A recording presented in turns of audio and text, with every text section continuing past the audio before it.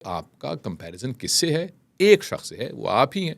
ये तो एक रिवायती बात है। कौन से वाले आप? किससे मुकाबला है? जो 20 साल पहले थे वो नहीं, जो आप कल थे, परसों थे, पिछले हफ्ते थे, बस उससे। How do I train my brain to focus on a task? What does it take? What's the first step? एक बहुत लंबी फहरिस्त है इन चीज़ों की। उस पर अपने आप को एजुकेट करना शुरू कर दें। But there is no one system and process which achieves our goals. Goals are a byproduct of who we are and how we approach things. उनका तलफ़ुज़ ऐसा होता है, संदा सोरी सांदनी में ज़ियज़ल ज़ाए रे।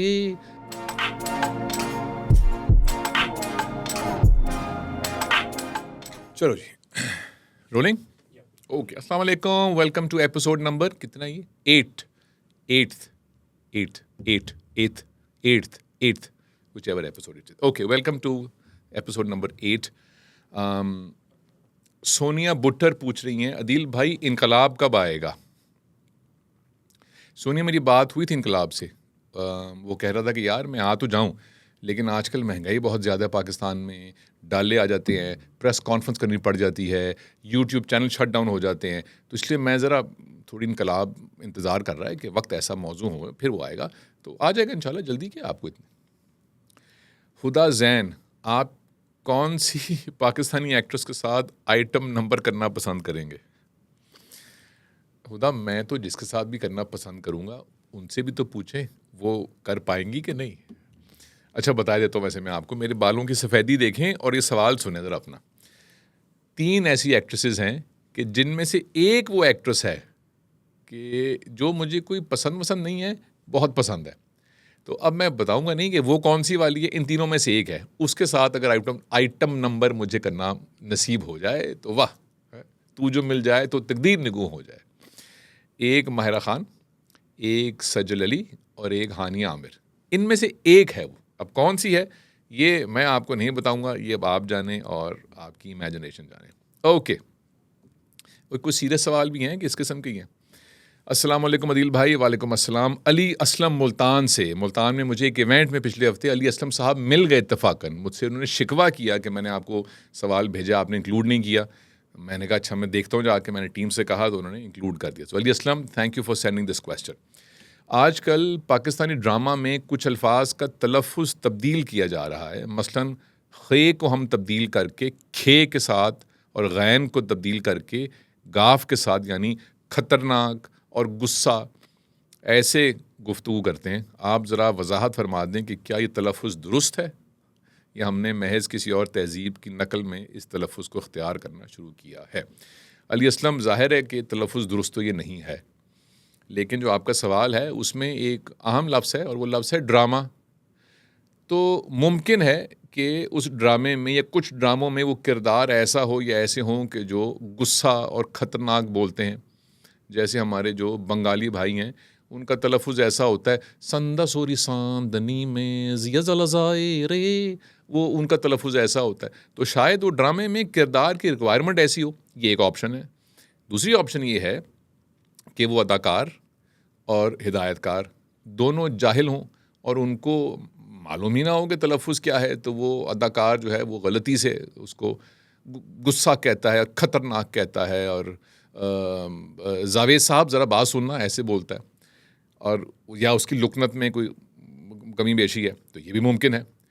उस सूरत में कि अगर हिदायतकार और अदाकार को नहीं पता तो तलफ़ुज़ तो गलत है, लेकिन मुझे अंदेशा है कि वो कोई खेल होगा और ड्रामे का एक रिक्वायरमेंट होगी। जो आपका दूसरा हिस्सा है सवाल का कि हमने महज किसी तहज़ीब की नकल में ये काम शुरू किया, तो ज़ाहिर है कि आपका इशारा हिंदुस्तान की तरफ है। और कौन सी तहज़ीब है ये? कोई रूसी तहज़ीब तो नहीं है, या जर्मन या हस्पानवी या वलंदेज़ी तहज़ीब तो नहीं है। ज़ाहिर है कि हिंदुस्तानी तहज़ीब ही है। वहाँ पे बहुत सारे इलाकों में ऐसे बोलते हैं। तो हुज़ूर, गुजारिश ये है कि मुमकिन है कि ऐसा हो, मुमकिन है कि ऐसा ना हो, लेकिन इसमें घबराने की बात या ज़रूरत इसलिए नहीं है कि अगर आपकी हमारी तहज़ीब में इतना दमख़म है कि कोई और तहज़ीब उस पे हावी नहीं हो सकती, तो इसमें क्या बात है? तो जितनी मर्ज़ी हमले हमारे ऊपर हो जाएं, हम इंशाअल्लाह अपनी तहज़ीब को बजाय रखेंगे। इसको ऐसे भी देखिए कि आज से कोई 30-35-40 बरस पहले ज़ियाउल हक़ साहब जो आमिर थे, और जनरल ज़ियाउल हक़ की बात मैं कर रहा हूँ, उन्होंने पाकिस्तान को माशाल्लाह जो नुकसान पहुंचाया वो किससे छुपा है। एक जो नुकसान उसमें था वो ये था, चूँकि हमें इस बात का इल्म है कि फैज़ साहब का नाम लेना, फैज़ साहब की शायरी, फैज़ साहब के नाम से कोई महफ़िल जो है इसके ऊपर सख्त पाबंदी थी उस ज़माने में, बहुत साल रही। तो अगर वो जो चीज़ है उसमें अपना कोई दमख़म है, कोई ज़ोर है, तो वो चीज़ एक हवा के झोंके खुशबू की मानंद है कि वो मुट्ठी में बंद नहीं हो सकती। तो अगर हमारी जो भी तहज़ीब है, हमारी जो भी ज़ुबान है, उसमें अगर दमख़म है, वो मज़बूत है, तो कोई बाहर से आके क्या उस पे कब्ज़ा करेगा। तो आप बेफ़िक्र हो जाइए, ऐसी कोई बात घबराने की नहीं है। कामरान सफदर, अदील भाई कोई लतीफ़ा सुनाएं। कामरान, आपका ये सवाल पूछना बज़ाते ख़ुद एक लतीफ़ा है, अब मैं क्या सुनाऊँ। इस मुल्क में इतने लतीफ़े हैं और इतने लतीफ़ किस्म के लतीफ़े हैं कि अब एक और मैं क्या सुनाऊँ आपको। कोई सीरियस सवाल भी है आज के? नहीं। Okay, this looks like a serious question. Hi Adil, I'm 30 now, and after spending a few years in investment banking in London, I realized it wasn't for me. I always wanted to do my thing because I couldn't see the impact of what I was doing in my job. So I moved to the Middle East and started my own business. There's been a lifestyle downgrade, and although I believe I can reach great heights, sometimes it's hard not to compare myself to my peers who are making more per month, affording school fees, traveling, and supporting their parents. How do you stay focused and keep going when it feels like you're behind, even though you're on the right path? Acha ji. My name is but keep it anonymous in the video. My dearest friend, I shall keep it anonymous. एक ये आपका जो सवाल है ना, इसमें 2-3 बल्कि ज़्यादा कुछ अहम अल्फाज हैं, मैं इनको ज़रा सा ब्रेक डाउन करता हूँ. So you've said that investment banking is not for you. You realized it. Realization, it's a fantastic word. You have a realization. Most people don't have a realization. If they do, it's late. You're only 30. So पहली तो खुशाइन बात यह है कि आधा सफ़र जो है पूरा हो गया है कि आपको एक रियलाइजेशन है कि मुझे ये काम तो नहीं करना जो मैं कर रही हूँ या कर रहा हूँ. मैं सिन्फ या जिन्स ज़ाहिर नहीं करता आपकी. सो यू सेड कि अच्छा मिट्टी पा देते, छड्डो लंदन हूँ, चलिए मिडल ईस्ट, दुबई में या अबू धाबी में या जहाँ भी आप हैं. So that's half the battle one. अब एक और अहम चीज़ है इसमें आपके सवाल में. आपने लिखा I believe I can reach great Heights. Henry Ford had said whether you think you can or whether you think you can't, you're right. So what I read is you believe in yourself that you will reach great heights. That's another quarter of the journey. So ये को 75% तो काम आपने ज़िंदगी में कर लिया. आपको रियलाइज़ हो गया कि ये काम जो मैं कर रही हूँ या कर रहा हूँ ये दुरुस्त नहीं है, कुछ और करना चाहिए. वो शुरू किया और आपको अपने ऊपर एतमाद है कि हाँ मैं कर सकती हूँ या कर सकता हूँ. लोगों में ये भी नहीं होता. बहुत से जो मेरे पास आते हैं कोचीज़ या मेंटीज़, उनका आधा मसला ये है कि उन्हें एतमाद ही नहीं है. पता नहीं हो पाएगा, नहीं हो पाएगा, सर करूं कि ना करूं. अरे भाई ये तो तुम्हारे अंदर से आनी है चीज़. मैं भी कुछ कोशिश करूंगा उसको उभारने की, but you seem to have that. अब आ जाएं जो क्रक्स है आपका. Sometimes it's hard not to compare myself to my peers. अब कुछ आपके यार दोस्त अहबाब हैं हल्का अहबाब में जो आपकी राय में आपसे आगे हैं. क्यों? रुपया पैसा ज़्यादा कमाते हैं, स्कूल की फ़ीस पे करते हैं, बुज़ुर्ग वालिदैन को उम्रे पे लेके जाते हैं और वगैरह वगैरह. देखिए, I think it was Eisenhower who had said, and I said this earlier in one of my podcasts, which is comparison is the thief of joy. जैसे ही मुआवजना किया आपने अपना किसी और के साथ, तो आपकी ज़िंदगी में जो भी लुत्फ़ है वो समझिए कि वो हिरन होके निकल गया, गायब हो गया. सो कंपैरिजन से हम निकल जाएंगे. एक और बात जो मैं बहुत दफ़ा दोहरा चुका हूँ, आइंदा भी बहुत दफ़ा दोहराऊँगा, वो ये है कि आपका कंपैरिजन किससे है? एक शख्स से है, वो आप ही हैं. ये तो एक रवायती बात है, पर कौन से वाले आप? किससे मुकाबला है? जो 20 साल पहले थे वो नहीं, जो आप कल थे, परसों थे, पिछले हफ्ते थे, बस उससे मुकाबला है. So are you covering any real ground? That's the question to ask. Not person A, B, C, what they are doing. That's the wrong question to ask. Am I different and bigger and stronger compared to myself, who I was yesterday? That's the question to ask. My guess is you're doing fine this way. अब आपने शायद ये किया है जहन में अपने कि आपने अपनी सक्सेस जो है उसको नत्थी कर दिया है, उसको क्लब कर दिया है फाइनेंसिस के साथ, और तकरीबन सिर्फ फाइनेंसिस के साथ।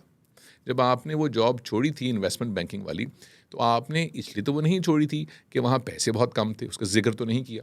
तो ये जो काम आप कर रहे हैं, इसमें ये क्यों देख रहे हैं कि एक तो मेरी मर्जी का काम हो, दिल का काम हो, वो it's the right path as you mention, तो उसमें पैसे ही बहुत मिले और जल्दी मिल जाए। अरे कोई तो कीमत अदा करें उसकी, कुछ तो अदा करें कीमत।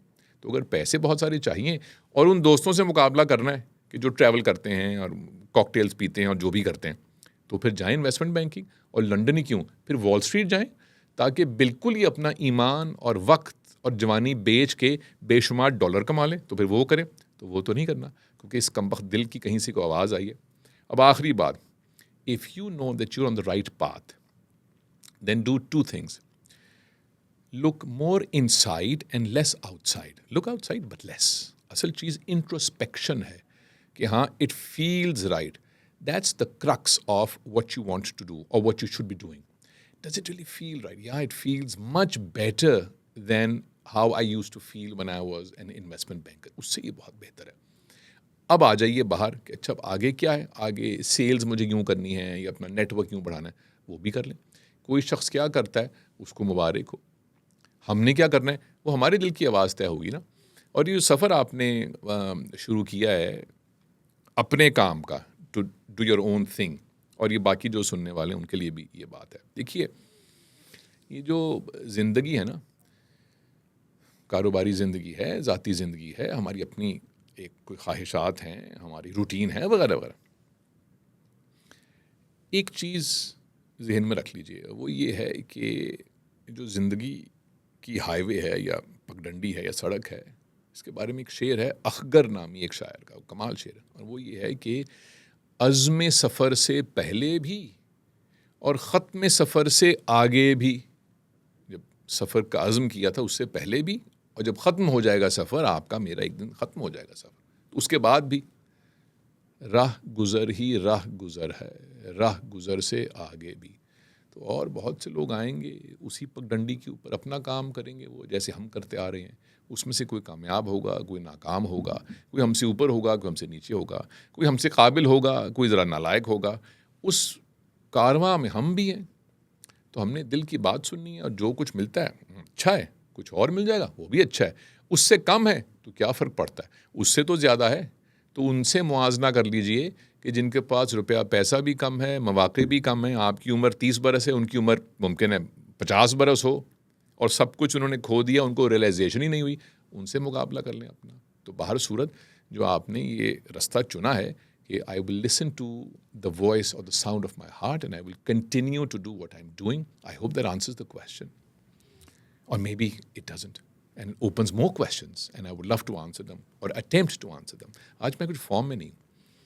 रिज, एक तो जिसने सवाल भेजा हो उसका नाम रिज हो, और भाई नाम तो पूरा लिख दो मेरे भाई या बहन, रिजवान या रिजवाना या जो भी नाम है। How to overcome distractions of mind when working on priority tasks. सबसे पहले तो रिज जाहिर है कि ये तय है कि वो जो टास्क्स हैं वो प्रायोरिटी नहीं है, वरना क्यों होती हैं आपको डिस्ट्रैक्शंस। लेकिन जो डिस्ट्रैक्शंस हैं आजकल के ज़माने की, दे आर वेरी पावरफुल। अब मुझे नहीं मालूम कि डिस्ट्रैक्शंस क्या हैं, हम अस्यूम ये किए लेते हैं कि उन डिस्ट्रैक्शंस में एक डिस्ट्रैक्शन सोशल मीडिया भी होगी या स्क्रोलिंग भी होगी या फ़ोन होगा। हम ये एक लम्हे के लिए अस्यूम किए लेते हैं, क्योंकि ये जो डिस्ट्रैक्शन है ये बेशुमार लोगों को है, शायद तमाम ही को है, तो आपको भी होगी। तो अगर हमें मालूम हो जाए कि एक डिस्ट्रैक्शन से जान कैसे छुड़ानी है, तो हम कोशिश करेंगे कि वो जो मॉडल है उसका इत्तलाक बाकी डिस्ट्रैक्शन पे भी हो जाए। So let's just take social media for 1 minute. देखिए, सोशल मीडिया जो है या स्क्रीन्स जो हैं, ये ना अच्छी हैं ना बुरी हैं। ये समझिए साइंस ने ऐसे किया है या टेक्नोलॉजी ने कि कोई 15 बरस हुए, 15-18 बरस पहले कहीं आप गए हैं घर से बाहर तो जगह जगह हर चौक में लंगर खाना खुला है जहाँ पे मुफ्त खाना बट रहा है। उसमें चने वाले चावल भी हैं, उसमें आलू गोश्त भी है, उसमें जर्दा पुलाव भी है, उसमें मीठा दूध भी है बादाम वाला। ये मुफ्त बिक रहा है, बल्कि मिल रहा है, बिक भी नहीं रहा। और हमने तो चूंकि सारी उम्र मेहनत करके रोटी रोजी कमाई थी, तो अब ये मुफ्त हो गया है। अरे तो क्या होगा भाई? पहले पहले तो लोगों का दिमाग ख़राब हो जाएगा ना, वो खा खा के अपना पेट बाहर निकालेंगे, बीमार पड़ जाएंगे, दिमाग हिल जाएगा बिल्कुल। तो अभी सोशल मीडिया के साथ ये हुआ है पिछले 15 साल में कि हम लोगों से कनेक्ट कर सकते हैं, दैट्स वन। हम अपनी खुद नुमाई कर सकते हैं, अपनी तस्वीर लगाकर उस पर लोग कमेंट करेंगे, हम देखेंगे और कहेंगे अरे मैं तो आसमान से उतरा हूँ, देखो मुझे तो 10 20 50 लाइक्स मिली हैं। और लोग कहते हैं dashing, beautiful, high handsome, wonderful. हम कहते हैं अरे पहले तो तैयार होना पड़ता था और किसी शादी में जाना पड़ता था और वहाँ कोई एक दो लोग कहते थे अरे कितने अच्छे लग रहे हो। अब कुछ भी नहीं करना पड़ता, मुंह धो के, बल्कि मुंह धोए बगैर ही एक तस्वीर खींचो, उस पर फ़िल्टर लगाओ और पोस्ट कर दो और लोग कहते हैं कि वाह वाह वाह वाह, एक हज़रत अलैहिस्सलाम थे, खूबसूरत एक आप हैं। हमें कितना लुत्फ़ आता है और वगैरह और ऐसी बहुत सारी चीज़ें। और लोगों को हम देखते हैं कि लोग क्या क्या हरकतें करते हैं। ये जो एक रेला आया है इन्फॉर्मेशन का, तो बनी नौ इंसान जो है वो ज़रा सठिया गया है अमूमी तौर पर। So it is nothing wrong with social media if you know how to navigate. 4.5 चीज़ें हैं सोशल मीडिया में जो काम की हैं। जो तमाम इंटरनेट है, अगर आप उस तमाम इंटरनेट को देखें तो बमुश्किल 2-3 साइट्स होंगी जो आप यूज़ करते होंगे पूरे इंटरनेट में। ऐसा ही है ना, यूट्यूब होगी, इंस्टा होगा, फेसबुक होगा, ट्विटर होगा, शायद एक दो और आपकी यूनिवर्सिटी कॉलेज की या कोई कंपनी की वेबसाइट्स होंगी, शायद कोई एक आध और सर्च कर लेंगे आप, दराज कर लेंगे सर्च, या कोई एक आध और कर लेंगे, दैट्स इट। 5-7-10 साइट्स होंगी। सो what's wrong with social media is not its presence or the garbage out there. The problem with it is we have to learn to navigate and use it. जैसे बाहर अगर लंगर बिक रहा है, पूरी पूरी देगें मुफ्त मिल रही हैं, तो भाई हमने तो सिर्फ एक प्लेट ही खानी है ना, हमने 6 प्लेटें तो नहीं उंडेल लेनी अपने अंदर। तो अब हमारी जिम्मेदारी बढ़ गई। मेरा ये ख्याल है कि जिस तरह जब गाड़ी ईजाद हुई थी 1800 जब में भी, तो उसके जो कवानीन थे वो पूरा अमेरिका में उनका इतलाक करते करते करते करते 1930-35 साल लग गए थे। ड्राइवर लाइसेंस हो, नंबर प्लेट हो, सड़कें ऐसी हों, सुर्ख बत्ती हो, वगैरह वगैरह। मेरा ये ख्याल है कि कुछ अरसे में ऐसा हो जाएगा कि अभी तो वालिदैन का काम होता है कि बच्चों को फ़ोन कब लेके देना है और इंटरनेट का कितना एक्सेस देना है। कुछ अरसे में ये कवानीन बन जाएंगे कि 6, 7, 8, 9 बरस का बच्चा जैसे गाड़ी नहीं चला सकता, या 9 साल की बच्ची की शादी जो है वो कानूनी तौर पे जायज़ नहीं है।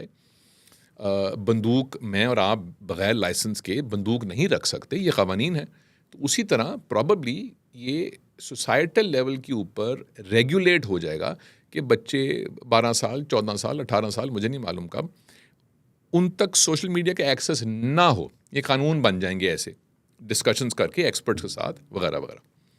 अभी ऐसे नहीं है। तो उससे क्या होता है? इससे होता है ईच टू देमसेल्व्स। यही है ना कि मुझे ही अपना ख्याल करना है इस चीज़ के ऊपर, कोई और नहीं करेगा। तो वो जो आपकी डिस्ट्रैक्शंस हैं जिनसे आपकी प्रायोरिटी टास्क्स नहीं हो पाते, सबसे पहले तो ये जान लें इसकी ज़िम्मेदारी सिर्फ़ और सिर्फ एक शख्स के ऊपर है, वो आप हैं। अच्छा, अब क्या करें? अब करें ये कि वो जो डिस्ट्रैक्शन है, लेट्स से वो सोशल मीडिया है, लेट्स से उस पे ही जाएं, YouTube preferably, I am sure there are other sites, and look up how do I get rid of distractions, what is focus, what is deep work, how do I train my brain to focus on a task, what does it take, what's the first step. एक बहुत लंबी फहरिस्त है इन चीज़ों की, उस पर अपने आप को एजुकेट करना शुरू कर दें।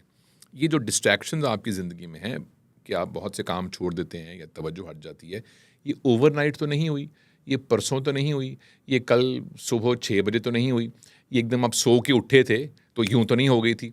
ये बहुत हफ्तों, महीनों, शायद सालों की माशाल्लाह रियासत से आपने ये डिस्ट्रैक्शंस अपने अंदर डाली हैं कि अब तवज्जो नहीं होती किसी एक काम पर, पूरा नहीं कर पाते, दाएं बाएं ध्यान हो जाता है। तो ये रिमूव भी ऐसे ही होंगी। So do it step by step, and I can't go into the details of that. I am going to give a talk soon, it's going to be on YouTube, अभी नहीं है वो, भी हमने करनी है। इट्स ऑन डीप वर्क, कि कैसे तवज्जो दी जाती है और कैसे बेतवज्जही जो है ज़िंदगी में, जो बहुत ज़्यादा है आजकल लोगों में, उससे ज़िंदगी बिल्कुल शैलो और सतही रहती है, तजुर्बे की गहराई तक नहीं पहुँचते, तो लुत्फ़ ही नहीं आता ज़िंदगी का। तो उस पर एक टॉक मेरी होगी, अभी नहीं है। सो मैं इस वीडियो में भी शेयर कर दूंगा वो in a few weeks time, and then you can take a look at that. अच्छा जी, एक साहब ने नाम लिखा है और कहा है कि डोंट मेंशन माय नेम, लेकिन मैं ये बता दूं कि मुझ तक सवाल पहुंच गए। उनका जो पहला नाम है वो यू से शुरू होता है और दूसरा आई से शुरू होता है। If someone has worked honestly at a place but was fired due to a single mistake and now thoughts arise about how to harm that company, how can one avoid such negative thought? मैं तो कहना, जाके होते ना एक पटाखा चला दे, एक शुरली लेके ना, तो डर करा दे। No, I am kidding with you. अच्छा, मेरे दोस्त, नाम आपका लिखा हुआ लेकिन ले मैं नहीं सकता। एक तो आपने मुझे ये नहीं बताया कि वो क्या मिस्टेक है। मिस्टेक ये है कि आप ऐसे पानी किसी को दे रहे थे तो पानी गिर गया आपके हाथ से, ये भी एक मिस्टेक हो सकती है। एक मिस्टेक और हो सकती है, वो क्या? वो मिस्टेक ये हो सकती है जो टाइटैनिक के कैप्टन ने की थी। 30 साल का उसका तजुर्बा था, 30 साल की उसकी एक्सपीरियंस था, और उसने पूरी ज़िंदगी में कोई एक्सीडेंट नहीं किया, बस एक किया था, आखिरी टाइटैनिक डूब गया था। तो वो 30 साल की ज़िंदगी एक तरफ और वो एक हादसा एक तरफ। एक और गिनवा देता हूँ आपको। हिंदुस्तान का एक बॉलर है, डिसेंट बॉलर था वो, बस एक गलती हो गई उससे, एक गेंद उसने गलत फेंकी थी अपने पूरे करियर में, एक गेंद, और वो थी 1986 में शारजा कप में। जावेद मियांदाद बैटिंग कर रहे थे और चेतन शर्मा की बात कर रहा हूँ। तो वो एक गेंद, जो आखिरी गेंद थी, वो गलत फेंकी उसने, और मियांदाद ने वो छक्का मार दिया, और पाकिस्तान जो है वो शारजा कप जीत गया, जो दिन मियांदाद के छक्के के नाम से मंसूब हो गया। तो एक गलती थी उसकी। एक और बता देता हूँ आपको। इंग्लैंड का जो एक अब कैप्टन है, शायद ये शायद नहीं है, लेकिन था कैप्टन कुछ अर्सा पहले तक, उसने एक ओवर ख़राब किया था T20 वर्ल्ड कप में, जब आगे ब्रेथ वेट खेल रहा था। बेन स्टोक्स की बात करूँ मैं, तो ब्रेथ वेट ने 4 छक्के मार के वर्ल्ड कप जीत लिया। एक और बताता हूँ आपको, मुझे याद आ गया, लेकिन ये बहुत से साथियों को याद नहीं होगा, हमारे दिलों पे नक्श है, और वो ये है कि 1987 का क्रिकेट वर्ल्ड कप का semifinal, Pakistan versus Australia in Gaddafi stadium, and I am there. And Australia की कमज़ोर सी टीम थी उस वक्त, तो हम तो बहुत स्ट्रांग थे, और वो जीता हुआ था मैच हमने हमारे अपने सरों में। आखिरी ओवर ऑस्ट्रेलिया, स्टीव वॉ नया नौजवान था, बैटिंग कर रहा था, उसने सलीम जाफ़र, हमारे एक बॉलर थे, लेफ्ट आर्म बहुत अच्छे, उनको 18 रन मारे थे 1987 में, जब 6-7 रन करना एक ओवर में एक मुहाल समझा जाता था, ये वो ज़माना था। तो 18 रन पड़ गए आखिरी ओवर में, और पाकिस्तान वो सेमीफाइनल 18 ही रन से हार गया। तो वो एक ओवर ऐसा था सलीम जाफ़र का कि उनका जो करियर था बहुत तवील नहीं था उसमें। सो it is not a mistake, it is the size of the mistake. और अगर उन्होंने फायर किया है तो मुमकिन है कि उन्होंने ज़्यादती की हो, मुझे नहीं इल्म, मुमकिन है ज़्यादती ना की हो। उन्होंने कहा अरे यार ये तो ऐसी गलती करता है, सो आई डोंट नो।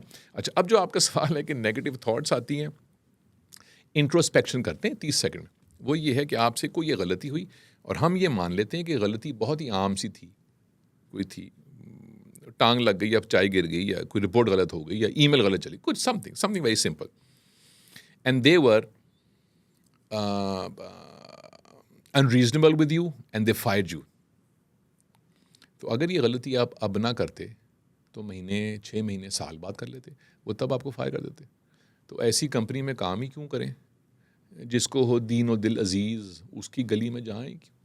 तो जो कंपनी ऐसी है कि जो किसी छोटी सी गलती पे किसी को फायर करती है, तो अब नहीं तो कल, कल नहीं तो परसों, तो जाएं क्यों? अच्छा है, खस कम जहाँ पाक, जान छूटी उनसे, कहीं और जाएंगे जहाँ पे गलती करना जो है वो इतना मायूब नहीं समझा जाएगा, जहाँ पे गलती करने को ऐसे ट्रीट नहीं किया जाएगा, वहाँ जाएंगे। और अगर वो गलती बड़ी थी तो ये तो और अच्छी बात है, उससे हम सीख सकते हैं कि अरे मैंने इतना बड़ा ब्लंडर कर दिया है, हेल मैन, आइंदा नहीं करना मैंने, इससे छोटा ब्लंडर करना है, तो दोनों सूरतों में आपकी तो जीत है. That's what I think. Ali Hasan, Adeel भाई, how to build systems and processes to achieve any goal? Ali Hassan, that's a wrong question to ask. कि कौन से ऐसा सिस्टम है जो मैं बनाऊं तो उससे हर गोल या बहुत सारे गोल्स अचीव हो जाएं. ऐसा तो ज़ाहिर है कोई सिस्टम नहीं है दुनिया में, वरना हर कोई बना चुका होता. इसको उलट देते हैं सवाल को. एक कहानी सुनाता हूं आपको. 2 गरीब बच्चे होते हैं 6-7 साल के. वो सड़क के किनारे इंतज़ार कर रहे होते हैं कि कहीं से कुछ खाने को मिल जाए, कोई कुछ रुपया पैसा दे जाए, कोई भीख दे जाए. भूखे बैठे होते हैं. तो आगे से गुजरता है एक छाबड़ी वाला खोता गाड़ी के ऊपर. वो गुजरते गुजरते ना उसकी खोता गाड़ी पे से एक सेब गिर जाता है, बड़ा खूबसूरत मोटा ताज़ा सेब. तो ये बच्चे देखते हैं, अरे सेब. तो दोनों भागते हैं, लपक के पकड़ लेते हैं. दोनों इकट्ठे पकड़ते हैं सेब को. तो दोनों ने सेब पकड़ा हुआ है, इतना मोटा सुर्ख सेब है, और दोनों का दिल कर रहा है कि ये मुझे मिल जाए, भूख बहुत लगी हुई है. तो दोनों जो हैं वो खींचातानी कर रहे हैं कि सेब मेरा है, सेब मेरा. इतने में ऊपर से एक परी उतरती है. तो परी उतर के उनसे वो सेब लेती है और वो ऐसे टंग करके सेब को छूती है अपनी छड़ी से. तो सेब सोने का बन जाता है. तो वो कहती है अब ये सेब बहुत महंगा हो गया है, इसको जाके बाजार में बेचोगे ना तो ऐसे 100 सेब मिल जाएंगे. अब ये सेब किसको चाहिए? तो एक बच्चा कहता है मुझे मुझे मुझे. दूसरा खामोश खड़ा होता है. तो परी उससे पूछती है ये सोने का सेब तुम्हें नहीं चाहिए? तो वो कहता है नहीं, मुझे वो छड़ी चाहिए. तो हम छड़ी तलाश करते हैं. वो छड़ी क्या है इस केस में? वो छड़ी है आपका mind set. What does that mean? आपका माइंड सेट वो है जो तरह तरह के प्रोसेसेस बना सकता है या सिस्टम्स बना सकता है जिनसे बहुत से गोल्स अचीव हो सकते हैं. और अगर ये सिस्टम वर्क ना करे, जो कि हमें नहीं पता कौन सा सिस्टम वर्क करेगा किस गोल के लिए, we don't know, we can just try, तो उसको रद्द करके एक नया सिस्टम क्रिएट कर ले. So you don't want a system, you want a mindset which makes systems and processes. ये चाहिए आपको.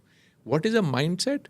मेरे माइंडसेट के ऊपर एक टॉक है, उसको देख लें. उसमें काफ़ी लंबा एक्सप्लेन हुआ है व्हाट इज़ माइंडसेट. उस पर कुछ पढ़ भी लें और काम शुरू करें, क्योंकि माइंडसेट को शिफ्ट करना जो है ज़रा सा लंबा काम है. मुमकिन है कि आपका ऑलरेडी ग्रोथ माइंडसेट हो, आई डोंट नो, क्योंकि आपके सवाल से लग रहा है कि you are very conscious and aware of what mindset is. I don't know. But there is no one system and process which achieves our goals. Goals are a byproduct of who we are and how we approach things. तो आप देखेंगे कि जो अच्छे खिलाड़ी होते हैं cricket के आमतौर से, उनको नहीं फ़र्क पड़ता कि बॉल स्विंग हो रही है या विकेट डेड है या आगे वेस्ट इंडीज़ है कि ऑस्ट्रेलिया है या फास्ट बॉलर है या स्पिनर है.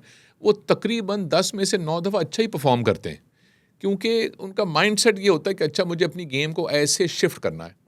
और जो जिनका माइंडसेट फिक्स्ड होता है, प्लेयर्स का इन पर्टिकुलर या इंसानों का भी, वो जब ज़रा सी भी हवा चल पड़े या बॉल स्विंग करे या कुछ ऐसी गैर मुवाफिक माहौल बन जाए, उनके हाथ पांव फूल जाते हैं, क्योंकि उन्होंने तो फिक्स जगह पर रहना है, वो फ्लेक्सिबल हैं ही नहीं.